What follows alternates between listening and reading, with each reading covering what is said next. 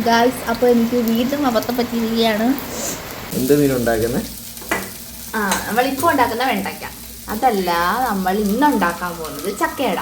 നമുക്ക് ഇന്നലെ കുറച്ച് കൂഴച്ചക്ക കിട്ടിയായിരുന്നു, കുറച്ച് പഴുത്തില്ല. അപ്പോൾ നമ്മളത് പഴുക്കാൻ വെച്ച് രാവിലെ ഇത് പഴുത്ത് ആ കൂഴച്ചക്ക നമ്മൾ നല്ലതുപോലെ അരച്ച് പേസ്റ്റാക്കി എടുത്ത് ഇത് വെച്ച് അരിപ്പൊടിയും തേങ്ങയും ശർക്കരയൊക്കെ വെച്ച് നമ്മൾ ഇഡ്ഡലിക്കുട്ടത്തിലല്ല ദോശത്തവയിൽ വാഴയിലൊക്കെ വെച്ച് നല്ല അടിപൊളി ചക്കയട ഉണ്ടാക്കാം.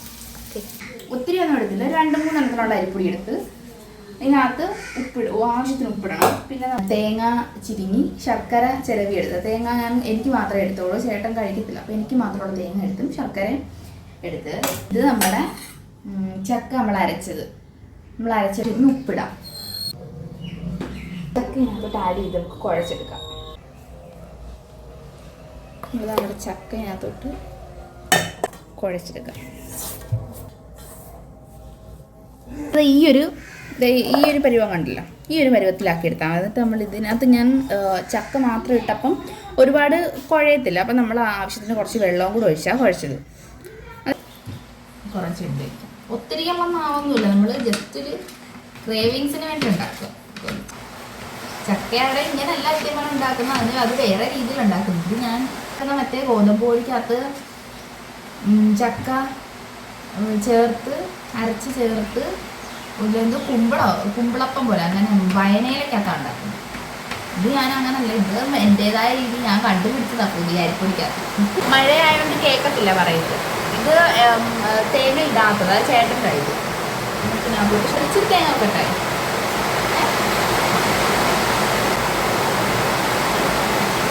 ഇത് ഇങ്ങനെ വെച്ച് നമ്മുടെ ദോശത്തവയ്ക്കകത്ത് വെച്ച് ചുട്ടെടുക്കാം. അത് ചൂടാവട്ടെ, അപ്പം നമുക്ക് ബാക്കിയുള്ളത് ഇതുപോലെ ഒന്ന് ചെയ്ത്. കറണ്ട് പോയി വിട്ട്. അപ്പം ഇത് നമ്മൾ തേങ്ങ വെച്ചിട്ടുള്ളതാട്ടോ. കുറച്ച് കട്ടൻ കാപ്പി കൂടെ വെക്കാം. അപ്പോൾ നമ്മുടെ ഇലയപ്പം റെഡിയായി. ഇത് വളരെ നല്ല ദിവസമാണ്. എന്താണെന്ന് വെച്ചാൽ ഗ്യാസ് തീർന്നു, ഇലയപ്പം ഉണ്ടാക്കി, ഇത് അട ഉണ്ടാക്കുന്നുണ്ടെങ്കിൽ ഗ്യാസ് തീർന്നു, കറണ്ട് പോയി, മോട്ടർ അടിച്ചു പോയി, എല്ലാം കൊണ്ട് വളരെ നല്ല ദിവസമാണ്. അതെല്ലാം നമ്മുടെ ഇലയട, ഇത് ശർക്കര വെച്ചതും തേങ്ങ വെച്ചതും. അപ്പോൾ നമ്മൾ കഴിച്ച് നോക്കിയിട്ട് പറയാം. ചക്കയുടെ ടേസ്റ്റ് ഉണ്ടോ? അണ്ടേ